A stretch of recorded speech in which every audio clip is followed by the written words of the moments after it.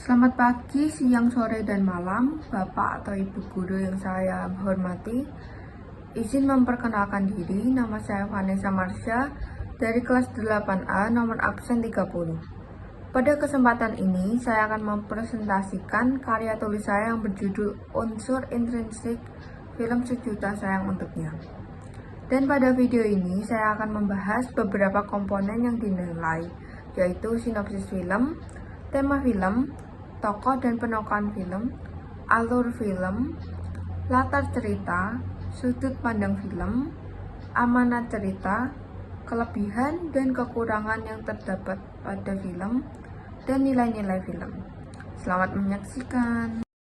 Pertama, sinopsis film.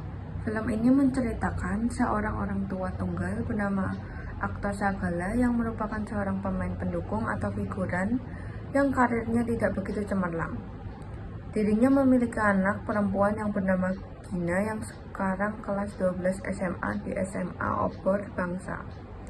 Gina adalah orang yang pintar. Ia memiliki teman yang bernama Wisnu. Keduanya merupakan teman sekelas dan Wisnu menaruh hati kepada Gina. Aktor sangat menyayangi Gina dan sangat mengurus Gina. Dan begitupun sebaliknya. Sampai-sampai dirinya ingin ayahnya memiliki pekerjaan yang tetap karena tidak tega melihat ayahnya yang selalu pulang larut malam. 2. Tema film. Film ini bertema tentang keluarga mengenai kasih sayang seorang ayah kepada anaknya, dan sang ayah rela melakukan segala cara hingga mengorbankan semua hal yang dimilikinya demi anak tunggalnya agar dapat selalu bahagia dan mampu menggapai cita-cita yang diinginkannya. 3. Tokoh dan penokohan film. Aktor Sagala adalah orang yang pantang menyerah, penuh kasih sayang, dan pekerja keras.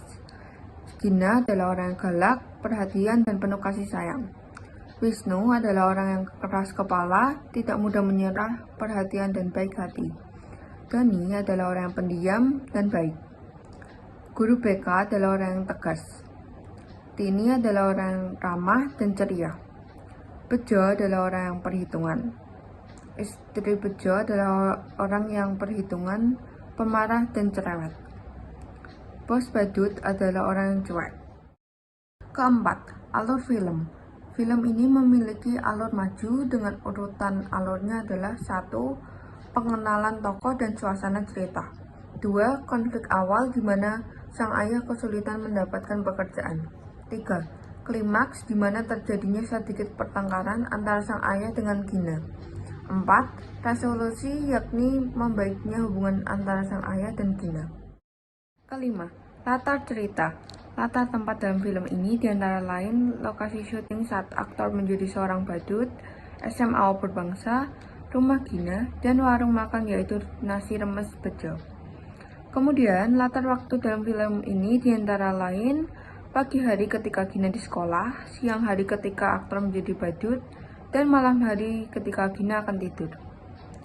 Terakhir, latar suasana dalam film ini diantara lain perasaan senang saat Gina meraih nilai UN tertinggi dan perasaan sedih saat sang ayah dan Gina sedang bertengkar.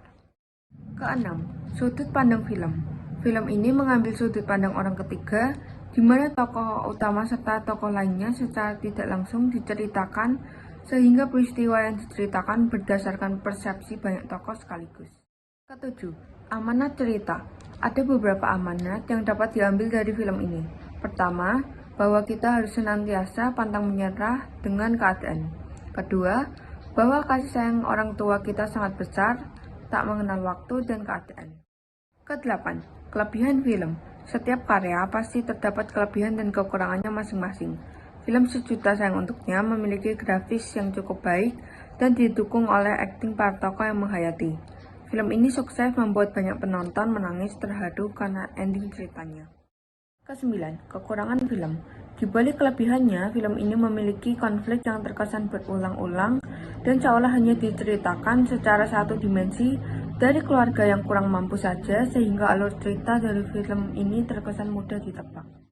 Yang ke-10 atau yang terakhir adalah nilai-nilai film. Terdapat beberapa nilai yang terkandung di dalam film ini, contohnya adalah 1. Nilai sosial di mana kita tidak dapat hidup tanpa bantuan orang lain. 2. Nilai kekeluargaan di mana keluarga adalah support system terpenting kita. 3. Nilai moral, di mana kita harus berperilaku baik dan menghormati orang tua.